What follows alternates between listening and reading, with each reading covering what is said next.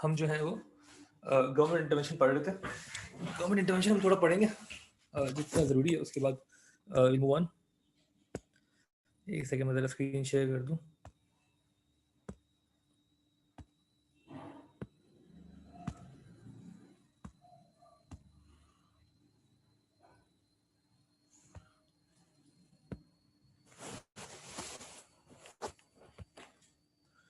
ठीक है, तो मार्केट से हमने पूरा समझ लिया कि होता क्यों है, किस किस वजह से, और what are the some ways through which the government can intervene in the market, और किस तरीके से वो मार्केट को कंट्रोल कर सकती है। उसी में हमने ये बेसिक्स देखनी है, और इसके बाद हम आगे बढ़ सकते हैं। तो हमने शुरू किया था मैक्सिमम प्राइस से, वो हम समझ भी लिए मैक्सिमम प्राइस किस तरीके से लगती है, कितनी इफेक्टिव होती है, कितने मसले होते हैं उसमें। यहाँ पे हमने देखा था मैक्सिमम प्राइस, हमने कहा था कि प्राइस सीलिंग होती है, और एक ब्लैक मार्केट एमर्ज कर जाती है because there is a shortage. अच्छा, एक चीज़ मैं आपको याद दिला दूँ, एएस में आपने पढ़ी थी, अगर उसको अगर हम याद दिला दें, फॉर एग्जाम्पल अगर मैक्सिमम प्राइस जो है वो इक्विलिब्रियम के ऊपर लग जाए, मैक्सिमम प्राइस इक्विलिब्रियम के ऊपर लग जाए, फॉर एग्जांपल यहाँ पे जो हम चीनी की एग्जांपल डिस्कस कर रहे थे, अगर गवर्नमेंट आगे बोलती भाई कि यार आप जो है ना, you can't sell this product at a price above 150, ये कहते हैं कि भाई this is the maximum price. इससे क्या फ़र्क पड़ता, इससे क्या फ़र्क पड़ता है मार्केट के अंदर? अगर मैक्सिमम प्राइस सेट होती above the market equilibrium, below पे तो हमने सारी कहानी देख ली, हमने कहा शॉर्टेज होगी, सब कुछ होगा जो हमने कल पढ़ा था। बस एक लास्ट चीज़ जो आप एएस में ऑलरेडी पढ़ चुके हैं, तब भी मैं उसको रिवाइज करा रहा हूँ कि if the maximum price was set above the equilibrium price, तो क्या होता। एक बहुत ही रिपीटेड एमसीक्यू है ये एएस की।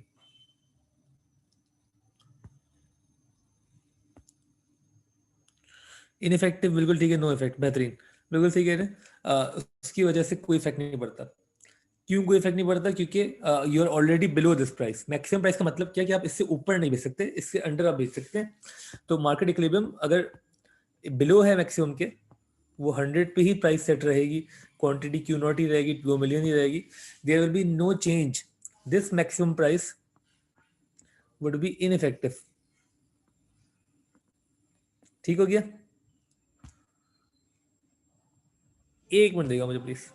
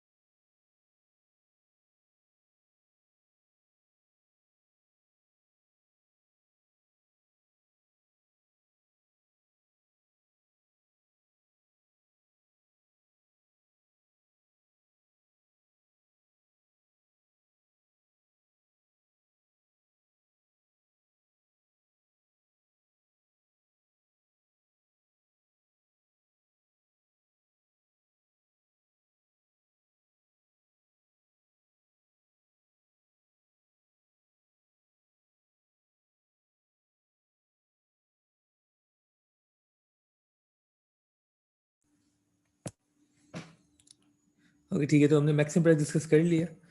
Let's move on to minimum price, और फिर हम बाकी चीज़ें देखेंगे। अच्छा, इसी को कोशिश करेंगे हम आज ही वाइंड अप कर दें गवर्नमेंट इंटरवेंशन को, क्योंकि इसमें कुछ ज़्यादा चीज़ें हैं नहीं, सारी एएस वाली ही चीज़ें हैं, और आपको ऑलरेडी आती हैं ये चीज़ें। मैं से ओवरव्यू दे रहा हूँ आपको सिमिलरली। अच्छा, मुझे ज़रा बताएंगे मैक्सिमम प्राइस किन चीज़ों पे लगेगी? नॉर्मली मैक्सिमम प्राइस जो है वो लगती है नेसेसरी गुड्स पे, सही है, जिनको आप सस्ता करना चाहते हैं। मतलब मैक्सिमम प्राइस एक तरीके से अगर हम इसको बोलें कि it is an attempt by the government,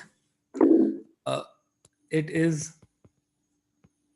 N attempt by the government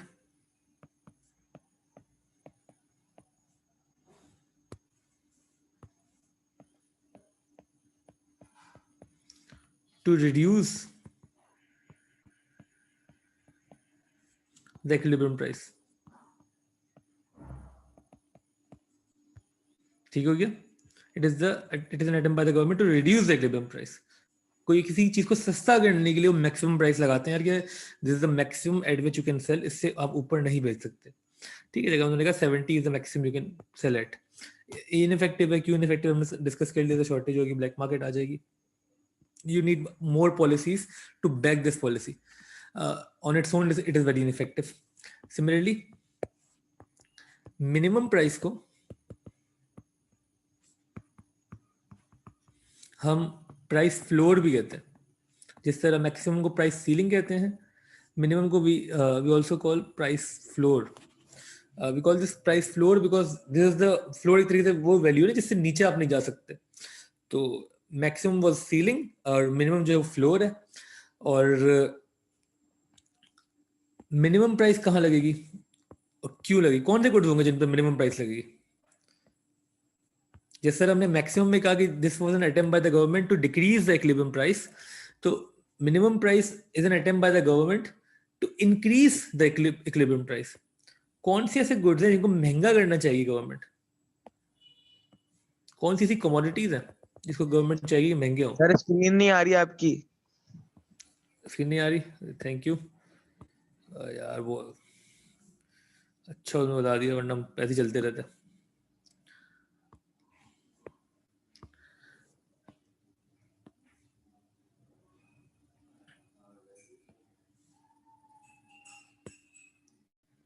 ठीक हो गया. Minimum price, price floor. और जी कुछ लोगों ने बोला डीमेरिट गुड्स. बिल्कुल ठीक बोला. ठीक है, तो यहाँ पे एक सेकेंड जी. Demerit goods. डीमेरिट गुड्स वो गुड्स हैं जिनको आप महंगा करना चाहते हैं. This is an attempt by the government to increase the equilibrium price. तो मिनिमम प्राइस जो है वो कहाँ लगेगी, वो लगेगी अबव द इक्विलिब्रियम. ये आपने P1 पे आपने बोला this is the minimum eight which you can cell. क्यों, क्योंकि आप गुड्स महंगे वो वाले करना चाहते हैं because you want to discourage their consumption. ठीक है, तो आपने कहा भाई ठीक है, at this price quantity demanded ये आएगी और क्वांटिटी सप्लाइड जो है ये आएगी. मसला ये हो गया कि यहाँ पे एक्सेस सप्लाई आ गई है.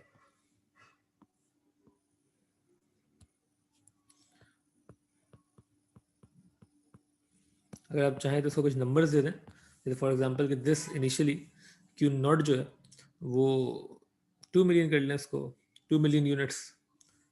ठीक है, 2000 यूनिट्स कर लें. 1000 ना ही करें भी, आप पूरी एक बड़ी पॉलिसी की बात कर रहे हैं.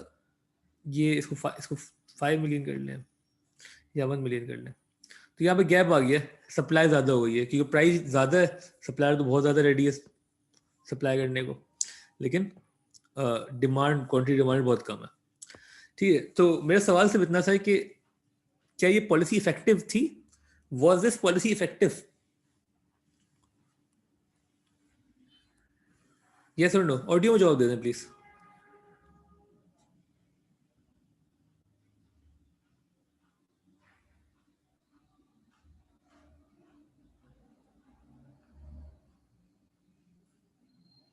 ऑडियो में जवाब दे दें. चैट देखना पड़ा.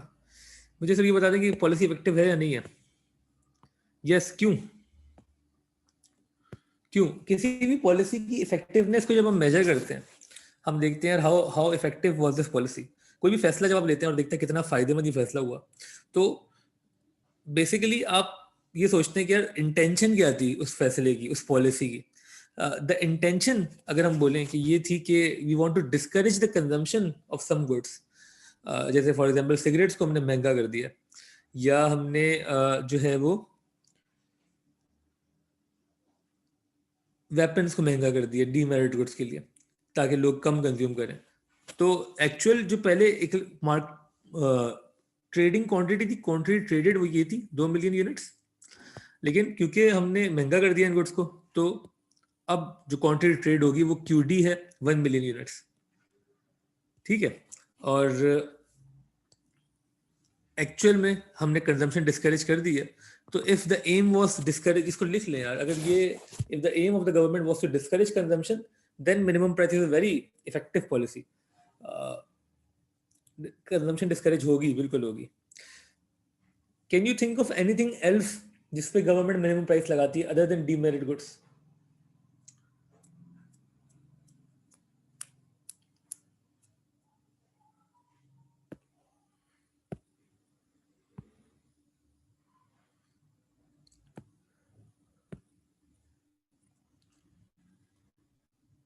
हो सकता है एक्सेस सप्लाई जो है वो ब्लैक मार्केट मच कर जाए, this this is a possibility. लेकिन नॉर्मली हम ब्लैक मार्केट उसको कहते हैं जहां प्राइसेस महंगी करके बेची जाए, सस्ती करके नहीं।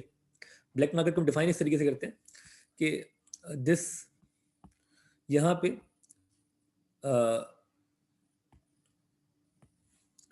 Goods are sold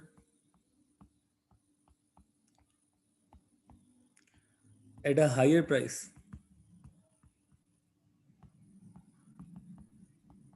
than the government's imposed price। Government ने जो इम्पोज किया उससे महंगा आप बेच रहे हैं तो वो आप ब्लैक कर रहे हैं चीज़ों को। अच्छा, गवर्नमेंट्स इम्पोज प्राइस। अच्छा, मुझे ज़रा सा एक सवाल और पूछना था आपसे कि यार यहाँ पे ब्लैक मार्केट में, जैसे फॉर एग्जांपल आपने सुना होगा टिकट्स ब्लैक होते हैं। अगर पीएसएल जो अभी पाकिस्तान में हुए कराची वगैरह में, अगर जाना हुआ हुआ किसी मैच में आपका, या इससे पहले जो जिम्बाब्वे की सीरीज हुई थी उसमें अगर जाना हुआ, तो ब्लैक टिकटिंग देखिए आपने एग्जैक्टली क्या होती है, थोड़ा अंदाजा हुआ आपको अगर किसी मैच में गए हैं?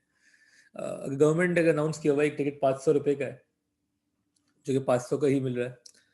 लोगों ने क्या किया, लोगों ने 20 टिकट खरीद लिए और वेट किया फॉर द राइट टाइम। जब टाइम करीब आया, अब अगर आज शाम में मैच है और आपको टिकट चाहिए और आप बहुत बड़े फैन हैं और आपने टिकट नहीं खरीदा पहले, तो वही टिकट 500 का जो है वो आप 5000 का खरीदने को रेडी है। और ऐसा हुआ है और हर बार होता है जी, ब्लैक मार्केट कहलाती है ऑफ। कि सिनेमा टिकट्स भी ब्लैक मार्केट होते हैं, सिमिलरली जो स्टेडियम टिकट भी ब्लैक मार्केट होते हैं, जिसमें एग्जैक्टली आपके नाम डेजिग्नेटेड ना हो और उसकी कोई खास वैल्यू ना हो, तो आप टिकट्स को ब्लैक कर सकते हैं। लेकिन नॉर्मली ब्लैक हम उनको कहेंगे जहाँ पे goods are being sold at a higher price than the government's impose price. ठीक है, और उसका रीज़न सिर्फ ये होता है कि उसका रीज़न क्या होता है कि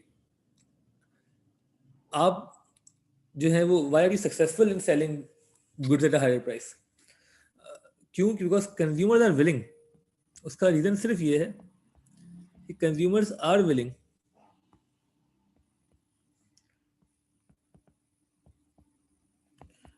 टू पे हायर। अगर कंज्यूमर्स विलिंग ना हो तो आप नहीं बेच सकते एट अ हायर प्राइस। उस गुड की जो विलिंगनेस टू पे है वो बहुत ज़्यादा है, जब भी ब्लैक मार्केट एग्जिस्ट करती है। सिमिलरली चीनी की जो हमने बात की नेसेसरी गुड था, या यहाँ हमने क्रिकेट की बात की, तो वो एक तरीके से वो भी नेसेसरी बन जाता है कुछ लोग, इन इलास्टिक डिमांड है। अगर आपके बहुत पैशन है देखने का, तो वहाँ पे consumer are willing to pay high, they are getting a lot of consumer surplus, तो वो 500 की चीज़ 5000 में खरीदने के लिए रेडी हो जाते हैं in the black market, just to consume the commodity. यहाँ पे अगर हम बात करें ब्लैक मार्केट ऐसा नहीं कहेंगे हम, क्योंकि ब्लैक मार्केट बाय डेफिनेशन वो ये होगा महंगा बेच रहा है। यहाँ बोलिए एक्सेस सप्लाई है। एक्सेस सप्लाई का मतलब इवेंचुअली ये है कि नॉर्मली प्राइसेस तो कम होनी चाहिए थी अगर गवर्नमेंट इंटरवेंशन नहीं होती। गवर्नमेंट इंटरवेंशन है तो फिर आप क्या करेंगे? आप वेट करेंगे गवर्नमेंट के रूल चेंज होने का। मैं आपसे ये पूछ रहा था कि can you think of any other commodity other than demerit goods जिनके ऊपर गवर्नमेंट मिनिमम प्राइस लगाए?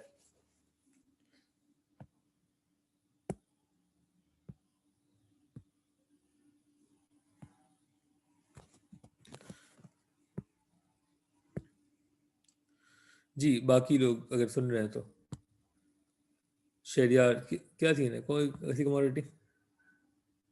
एग्रीकल्चरल गुड्स कुछ हद तक ठीक है, गवर्नमेंट इनको महंगा करना चाहेगी, फार्मर्स को दे वांट कि मिनिमम प्राइस, बिल्कुल ठीक है।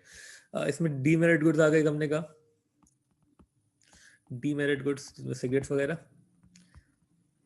कभी कभार गवर्नमेंट चाहती है कि एग्रीकल्चरल गुड्स में फार्मर को बड़ा फ़ायदा हो, तो लेकिन अगर आपका मकसद फार्मर को फ़ायदा देना था, तो फिर तो यार ये पॉलिसी इनफेक्टिव है। क्यों? आप चाह रहे थे फार्मर को ज़्यादा पैसे मिले, आपने प्राइस बढ़ा दी। हुआ क्या कि क्वांटिटी डिमांड कम हो गई, क्वांटिटी डिमांड कम हो गई तो एक एक्सेस सप्लाई रह गई मार्केट में, फार्मर को कोई खास फायदा नहीं हुआ। तो आपकी इंटेंशन जो थी पॉलिसी मेकिंग की, उस पर डिपेंड करेगा कि वो अचीव हुई या नहीं हुई, वॉज द पॉलिसी इफेक्टिव और नॉट। सिमिलरली एक और केस है जहां पे आप मिनिमम प्राइस यूज करते हैं, and that is minimum wage law.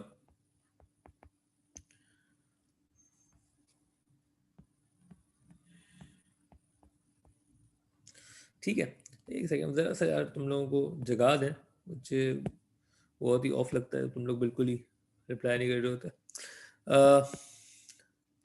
जी, तंजीला, सिमरा, शहरियार और हसन, आवाज़ आ रही है आप लोगों को? हानिया, हबीबा, मुझे ये बताएं कि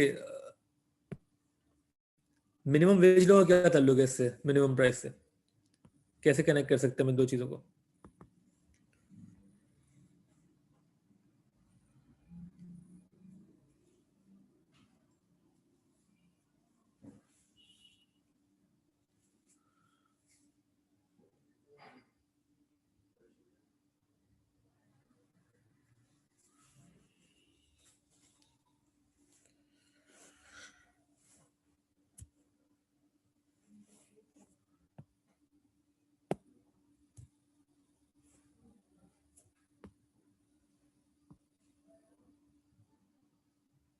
माइक नहीं चल रहा?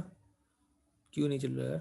अच्छा, वो मतलब हार्डवेयर का मसला है कोई, हमारी तरफ से कोई मसला तो नहीं, हमने तो म्यूट नहीं किया हुआ, हमने तो बिल्कुल म्यूट नहीं किया हुआ।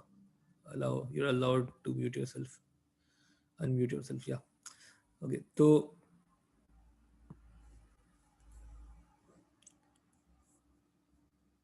हाँ बिल्कुल ठीक, हाँ नहीं, बिल्कुल सही कह रही हैं आप। मिनिमम वेज लॉ यही होता है ना यार, कि दिस, आपने, गवर्नमेंट ने बोला कि this is the minimum you will pay any worker, इससे कम आप पे नहीं कर सकते, और governments through out the world pass this law. लेकिन उस लॉ से मसला क्या होता है, मतलब इसी डायग्राम को अगर मैं रीड्रॉ करूं, लेकिन इसमें सिर्फ एक चीज चेंज कर दूं, इसको जरा आप देखें कि यार, इसको मैं बोलूँ कि डिमांड सप्लाई तो है, लेकिन this is demand for labour and supply for labour, जो कि हमारा नेक्स्ट चैप्टर भी होगा इंशाल्लाह, labour market. Demand for labour, supply for labour कर सकते हैं ना हम तो किसी भी कमोडिटी की बात कर सकते हैं, तो कमोडिटी में लेबर भी मतलब अल्लाह ना करे हम इंसानों को एज अ कमोडिटी ट्रीट करें, लेकिन इवेंचुअली वी डू, बिजनेस के लिहाज से हमें सोचना पड़ता है, अच्छा ये कितने का पड़ रहा है, हमें एज अ कमोडिटी हम इसको ट्रीट करते हैं। और हुआ क्या, जो इनकी प्राइस है उसको हम वेज कहते हैं ना, नॉर्मली प्राइस को मैं वेज भी कह सकता हूँ। द प्राइस यू पे labour, the price of labour is the ways, सही, जो वो कमा रहा है उसके लिए वो इनकम है, आपके लिए वो प्राइस है, अब कॉस्ट है। तो ये वेज डिटरमाइन हुई मार्केट से। गवर्नमेंट ने बोला नहीं, this is too low, this is too low, we want this wage to rise, ठीक है ना, हम अपने आवाम का भला करना चाहते हैं। तो उन्होंने कहा the minimum you have to pay them is P nought, this is the minimum price.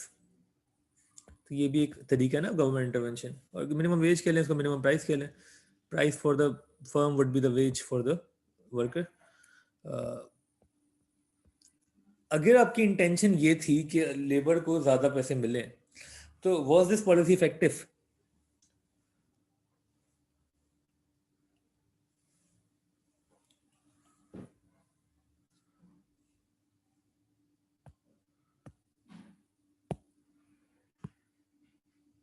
Ji, was this policy effective और not? Is a minimum wage policy generally effective? Effective से मुराद इसका इफेक्ट वो आया जो आप चाह रहे थे, इनइफेक्टिव मतलब कि नहीं आया, बैकफायर कर गई चीजें, नुकसान हो गया उल्टा। नो, बिल्कुल ठीक है, it was not effective. Why? हुआ क्या है, हुआ ये है कि यार, at this price, at this wage, जो क्वांटिटी सप्लाइड है वो बहुत ज़्यादा है, a lot of labour are willing to work QS, लेकिन क्वांटिटी डिमांडेड जो है लेबर की वो बहुत कम है, और इस वजह से एक्सेस सप्लाई है। और एक्सेस सप्लाई को हम क्या कहते हैं, ये जो गैप है between the demand for labour and the supply for labour is basically the unemployment. This is your unemployed workers, unemployed लोग हैं ये सारे, क्यूएस माइनस क्यूडी, ये सारे वो लोग हैं जो कि अनएम्प्लॉयड है। इनको they are willing and able to work but can't find job, ये अनएम्प्लॉयमेंट हम पढ़ेंगे वो भी इंशाल्लाह। बिकॉज एक्सेस सप्लाई है, ये लोग रेडी है काम करने के लिए लेकिन अवेलेबल नहीं है. तो minimum wage policy is not a very effective policy if your aim was the welfare of the work force. आप चाह रहे थे भला हो वर्कर्स का, उल्टा नुकसान हो गया वर्कर्स का कि अनएम्प्लॉयमेंट बढ़ गई. फायदा सिर्फ उनका हुआ जो कि हायर हो गए, फायदा सिर्फ उनका हुआ जो कि हायर हो गए. एक्चुअल क्वांटिटी ट्रेडेड कितनी होगी वो हमेशा लोअर ऑफ दीज होगी, मतलब कि ये वाली सही है ना, हमेशा ये होगी ट्रेडेड, क्योंकि ये डिमांड सप्लाई यहाँ पे मैच कर रही है, गैप तो आगे आ रहा है ना. तो इनको फायदा हुआ जो लोग हायर हो गए. नुकसान किसको हुआ? बाकियों को जो बेचारे वहाँ रह गए. The policy was not very effective. लेकिन आप फायदा नुकसान दोनों बताएंगे ना, आप तो इकोनॉमिक्स के स्टूडेंट्स हैं, तो आप सारी चीज़ें डिस्कस करेंगे. ओके, यहाँ तक कोई कंफ्यूजन है पूछ लो. क्लियर है तो ओके लिख के भेज दे.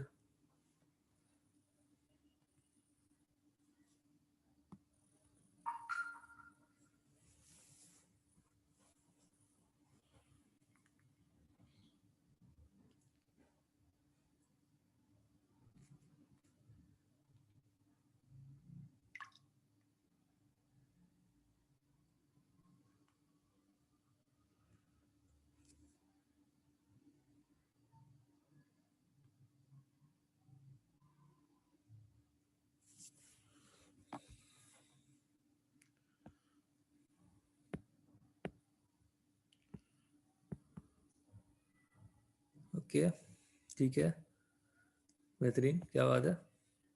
ओके, तो उसके बाद हम ज़रा सा आगे बढ़ते हैं इनडायरेक्ट टैक्सेस की तरफ. मैं रिपीट कर दूं कुछ चीज़ें ताकि आप लोगों को याद आ रहे हैं. टैक्सेस, ये भी वही एएस का टॉपिक है, ये हम देख चुके हैं. हम सब एएस की चीज़ें रिवाइज कर रहे हैं, अगर जस्ट वी नो ये पूरा चैप्टर गवर्नमेंट इंटरवेंशन का एएस में हम कर चुके हैं. खैर, टैक्सेस को जरा सा हम पढ़ लेते हैं वापस. टैक्सेस दो तरीके के हैं हमारे पास, डायरेक्ट एंड इनडायरेक्ट. ठीक है, डेफिनेशन याद है? What do we actually mean by direct taxes? Direct taxes क्या होता है?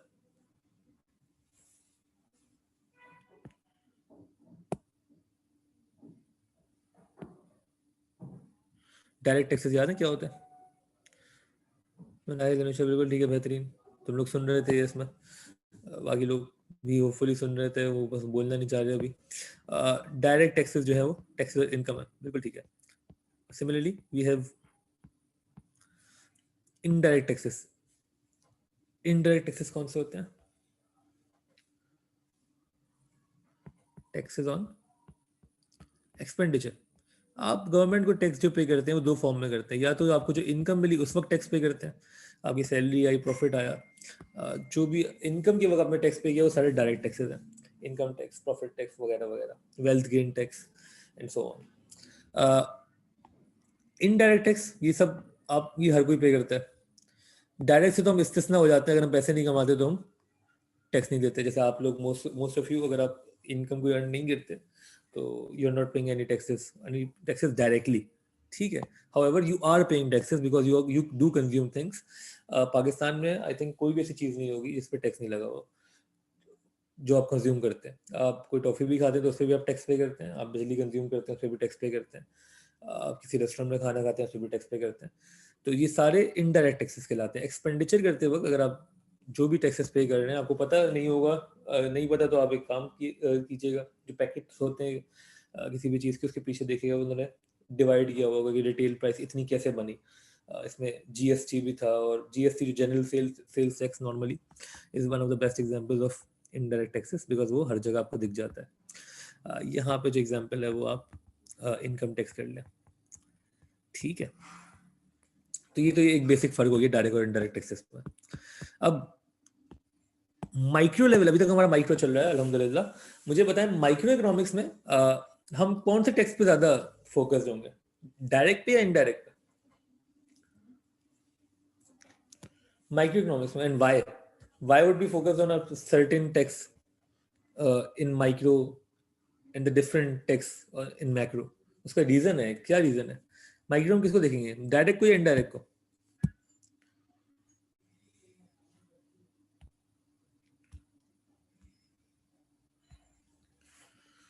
इनडायरेक्ट बेहतरीन, इनडायरेक्ट को देखेंगे हम, बिल्कुल ठीक है।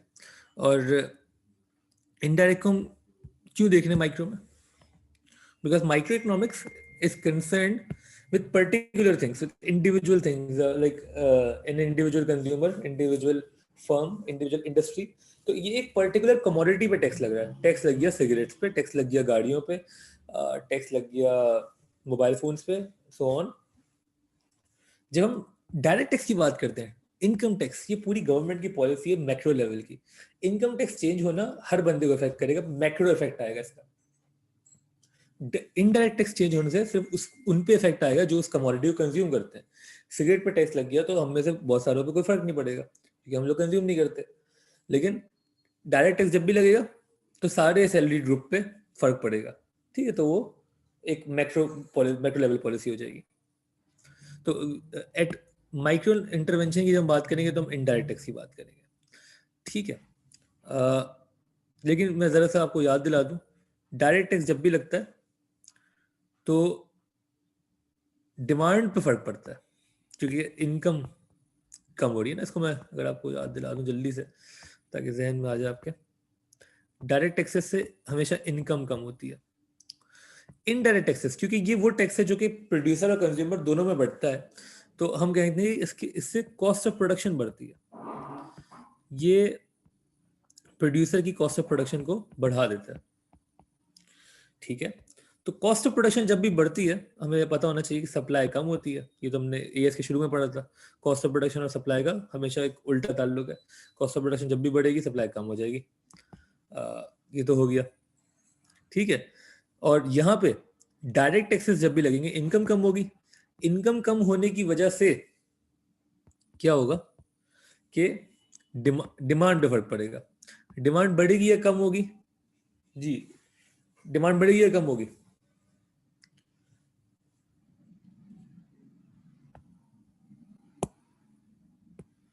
कम होगी, बिल्कुल।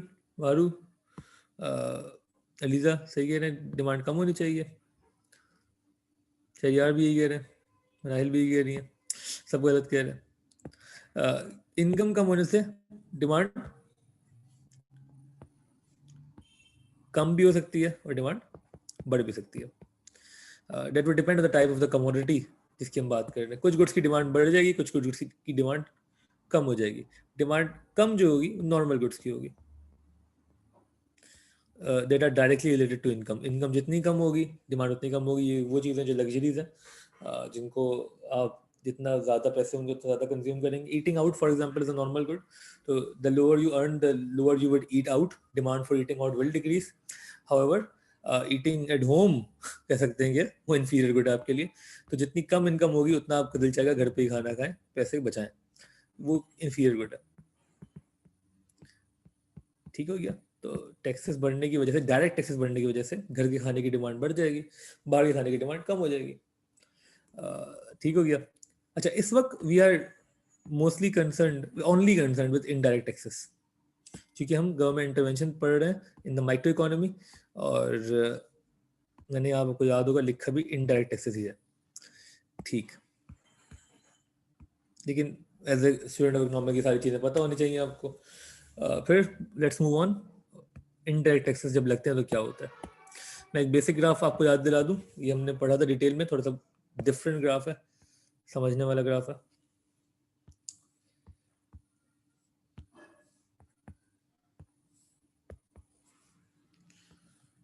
डिमांड सप्लाई, डिमांड सप्लाई की इंटरसेक्शन से हमें मिलती है इक्विलिब्रियम प्राइस और इक्विलिब्रियम क्वांटिटी,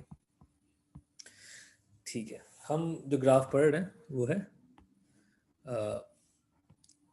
इनडायरेक्ट टैक्स का ग्राफ, ओके। तो गवर्नमेंट ने अगर इनडायरेक्ट टैक्स लगा दिया या इनडायरेक्ट टैक्स का जो परसेंटेज लगी हुई थी उसको बढ़ा दिया, ठीक है, टैक्स लगा दिया या टैक्स की परसेंटेज को बढ़ा दिया, सेम इफेक्ट आएगा। क्या इफेक्ट आएगा? कॉस्ट ऑफ प्रोडक्शन बढ़ जाएगी। कॉस्ट ऑफ प्रोडक्शन बढ़ने की वजह से सप्लाई कम हो जाएगी। इनडायरेक्ट टैक्स जब भी बढ़ेगा या लगेगा सप्लाई कम हो जाएगी, तो सप्लाई कम कर देते हैं। सप्लाई कम होके ये आ गई यहाँ पर, S1। ठीक हो गया, यहाँ तक तो कोई मसला नहीं है। और उसके बाद अच्छा, इसको ना बेहतर है कि आप इसको S1 बोल रहे थे तो इसको बोले S1 प्लस टैक्स, क्योंकि ये सप्लाई शिफ्ट जो हुई टैक्स की वजह से हुई है, तो दूसरे कर्व को हमने बोल दिया S1 प्लस टैक्स। ठीक है, किसी और चीज़ से भी डिनोट कर सकते हैं आप, लेकिन ये सिंपल है, ऐसे ही कर लें तो बेहतर है। उसके बाद जो नई प्राइस आएगी वो यहाँ से आएगी। This P1 will be the new price in the market and Q1 units will be sold. Indirect tax government किस चीज़ पे लगाती है नॉर्मली? गवर्नमेंट इनडायरेक्ट टैक्स लगाती है नॉर्मली किन चीज़ों पे लगाती है आपके लिहाज से? आपको क्या लगता है इनडायरेक्ट टैक्स किस पे लगाएंगे हम?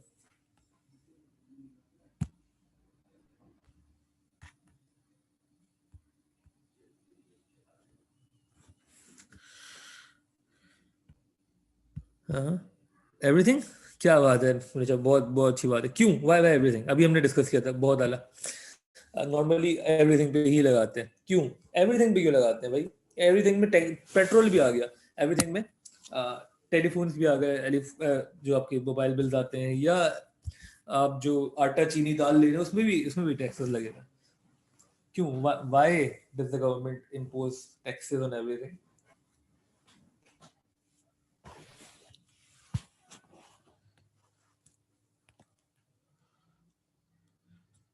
सो दैट एवरीवन पेज टैक्स। उससे क्या होगा? Higher revenue. Sandila, welcome to the class.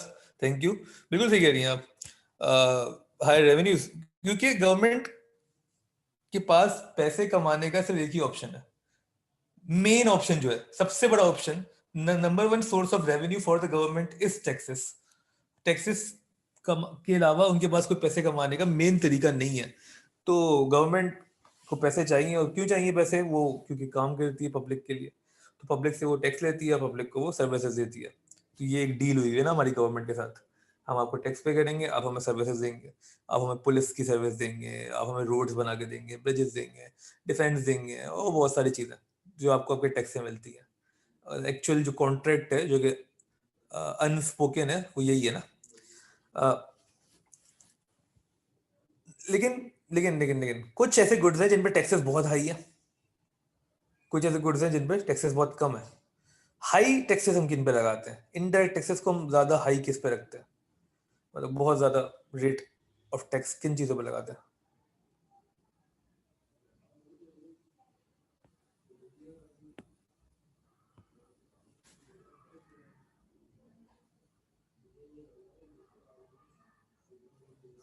Demerit good सही है। आप सही कह रही हैं रंजीला के, यहाँ थोड़ा सा मसला है।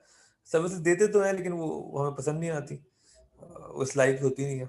डीमेरिट गुड सही है, बिल्कुल ठीक है। डीमेरिट गुड एक ऐसी चीज है, सिगरेट्स आपको अगर पता हो तो सिगरेट्स ऐसी चीज है जिसके ऊपर 100% टैक्स, 200% टैक्स भी लगता है। मतलब अगर गवर्नमेंट टैक्स हटा दे तो जो आपको 200 रुपए का डब्बा मिल रहा है, हो सकता है 100 रुपए का मिले, इतना महंगा किया। पर यहाँ तो खैर खैर पाकिस्तान में तो आपको पता है बहुत सस्ता है, बहुत ही सस्ता है। अगर आपका कभी बाहर जाना हुआ है तो आपको पता चल जाएगा कि सिगरेट पीना कितना मुश्किल काम है बाहर। यहाँ तो आप फूके फूके आ रहे हैं, बहुत मुश्किल है, बहुत महंगी है, क्योंकि उन्होंने बहुत हैवीली टैक्स किया हुआ है सिगरेट्स को। उसके दो रीजन है। एक तो यही है कि यार they want to discourage the consumption, quantity कम हो जाती है, और जो कि एक्चुअल में होती है, जाहिर सी बात है, पैसे इतने होते नहीं है लोगों के पास। तो वो आपको पता है खुला टोबैको खरीद रहे होते हैं बेचारे, और वो रोल कर रहे होते हैं घर बैठ के रोलिंग पेपर में सिगरेट सिर्फ। तो नॉर्मली, लेकिन दूसरा रीजन क्या है? एक रीजन तो ये क्वांटिटी को हम डिस्करेज करना चाह रहे हैं, सही, वो हो गया। एक और बड़ा रीजन है, एक और बड़ा रीजन ये है कि इनको पता है यार इसमें अच्छे खासे लोग हैं जो फिर भी पीते रहेंगे, they will still carry on consuming. Quantity कम तो होगी, बहुत ज्यादा नहीं होगी। बहुत ज्यादा क्यों नहीं होगी? बिकॉज डिमांड जो है वो इन इलास्टिक है, because the good is a habit forming good, is necessary for a lot of people. तो वो पीते रहेंगे, कंज्यूम करते रहेंगे, तो गवर्नमेंट को फायदा होता रहेगा। क्या फायदा होता रहेगा? टैक्स मिलता रहेगा। तो ये दोनों तरीके से फायदा है गवर्नमेंट को। इस पे आप ज्यादा टैक्स लगाएं ताकि डिस्करेज भी हो कंजम्पशन और टैक्सेस भी ज्यादा मिले।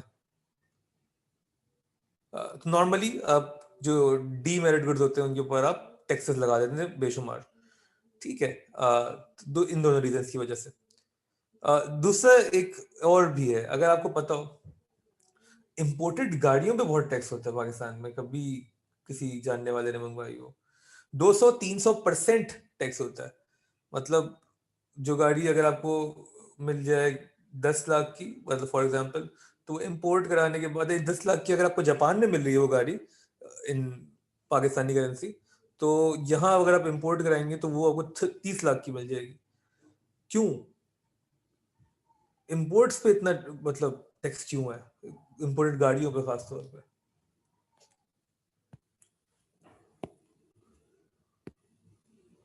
इलास्टिक है, ठीक है, लो बेहतरीन बना लो इम्पोर्ट्स को आप। वहाँ नंबर वन रीजन यही है, you want to discourage the consumption, ताकि लोग जो है वो लोकली प्रोड्यूस गाड़ियाँ खरीदें। ये अलग बात है कि हमारा अपना लोकल प्रोड्यूसर कोई है नहीं, वो भी बाहर के लोग ही है, लेकिन अब बात यही होनी चाहिए कि लोकली जो प्रोड्यूस हो रहा है, ताकि जो एटलीस्ट लोकल एम्प्लॉयमेंट तो सेव हो। ठीक है। तो हम, और दूसरा ये कि हम बोलते हैं, मतलब एज गवर्नमेंट आप सोचे ना, आप बोले यार एक बंदा जो है वो 1 करोड़ की गाड़ी मंगवा रहा है बाहर से, एक 50 लाख की गाड़ी मंगवा रहा है, तो they should be tax heavily ना, मतलब शुड भी तो शायद आई थिंक गलत वर्ड हो जाएगा, मगर उनके ऊपर टैक्स लगाना रिलेटिवली मोर जस्टिफाइबल है गरीबों पर टैक्स लगाने से। तो आप लग्जरीज के ऊपर भी बहुत टैक्स लगा देते हैं, खासतौर पे इंपोर्टेड लग्जरीज अगर आप कोई भी देखें तो वो बहुत ज्यादा हैवीली टैक्स होती हैं। और इन्होंने तो, अभी तो हम इंटरनेशनल ट्रेड पे जाएंगे, इन्होंने तो कोटा वोटा भी लगा दिया आपके जो अभी नई गवर्नमेंट है, कि नहीं इसको हम लिमिट करेंगे, हम इम्पोर्ट्स कम से कम करेंगे। अच्छी बात है। खैर, ये तो हो गई सारी कहानी। डायग्राम इसकी थोड़ा समझना मुश्किल है। मुश्किल सिर्फ ये है कि इसमें आपको थोड़ी लॉजिक थी जो कि हमने एएस में सीखी थी, मुझे पता है कि आप मेजोरिटी भूल गए होंगे, खैर उसको हम वापस देखेंगे। इसमें होता क्या है, मैं यहाँ लिख देता हूँ साइड नोट, ताकि आपको याद रहे, जब भी टैक्सी डायग्राम देखें आप, तो आपको याद रहे कि the vertical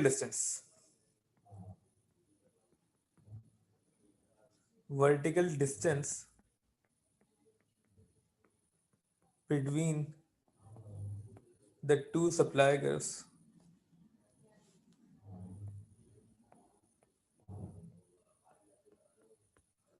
is tax. Vertical distance, जो वर्टिकल ये vertical line, this vertical line, ये डिस्टेंस जो है between the two supplier curve is tax.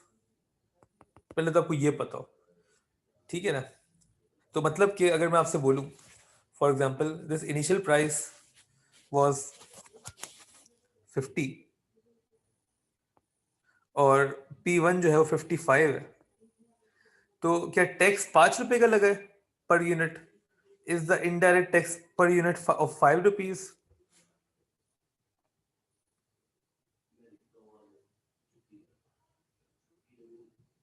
Is the indirect tax on each unit 5 rupees? Yes और नो?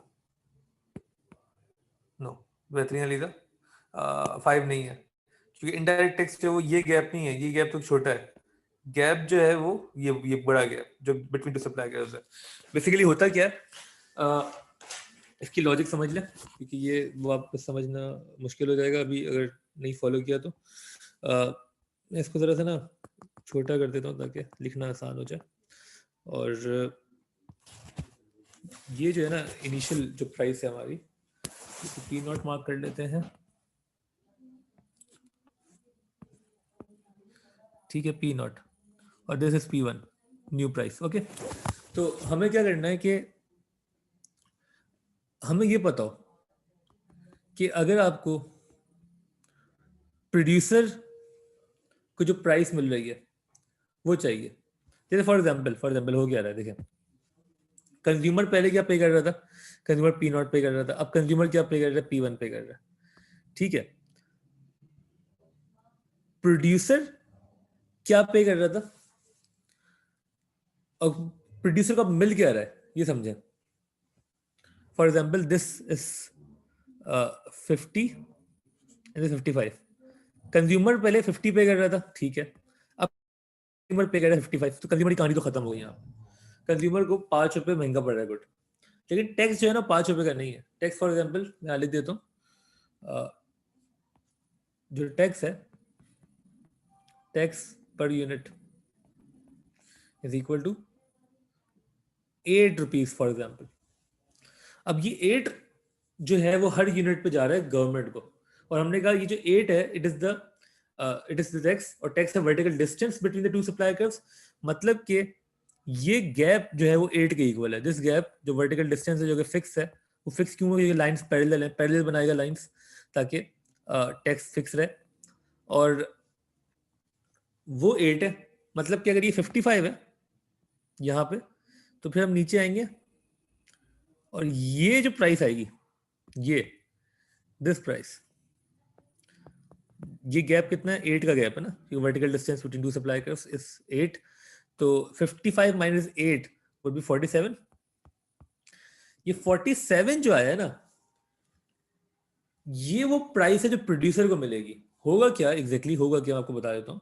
अब जो है वो goods बिकेंगे Q1 units, Q1 units पे जो मार्केट प्राइस है जो कंज्यूमर पे करेगा वो होगी 55, ठीक है, मार्केट प्राइस 55 है, वो तो इक्विलिब्रियम प्राइस से आ रही है, लेकिन ये पूरा 55 प्रोड्यूसर को नहीं जाएगा, इस 55 में से सिर्फ 47 मिलेगा प्रोड्यूसर को, और बाकी का आर्ट कहां गया भाई? बाकी का आर्ट कहां गया?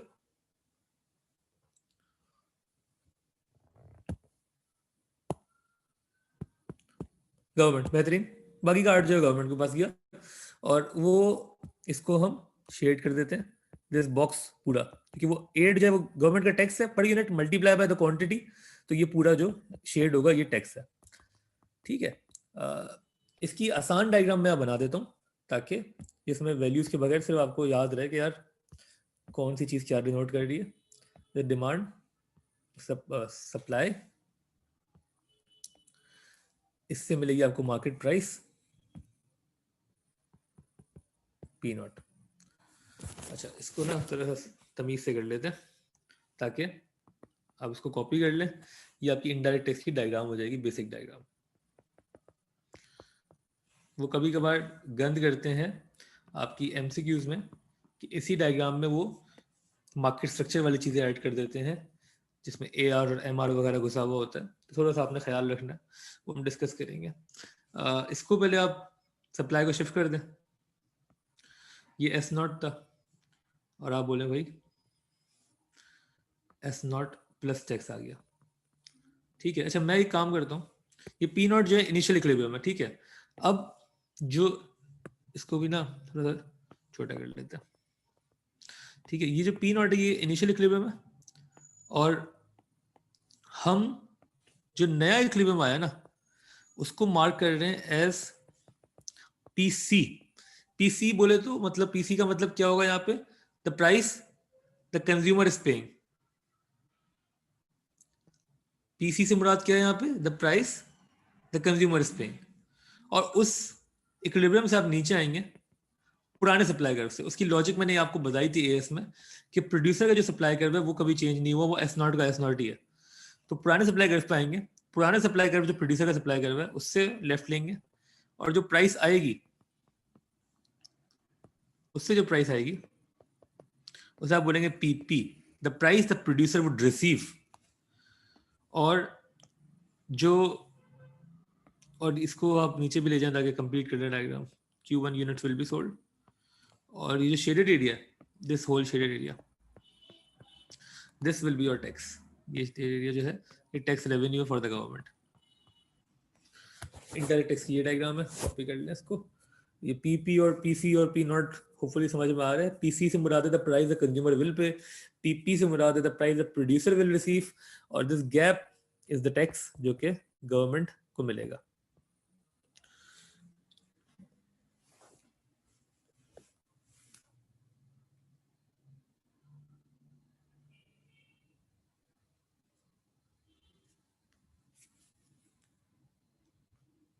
ओके,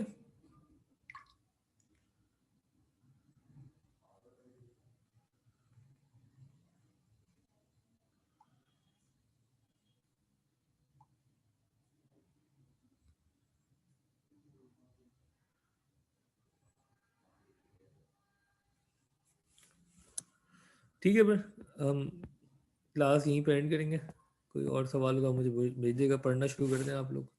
सॉफ्ट कॉपी वगैरह चाहिए बुक की तो बता देगा, नोट्स प्रोसेस में आपके इंशाल्लाह जल्दी मिल जाएंगे।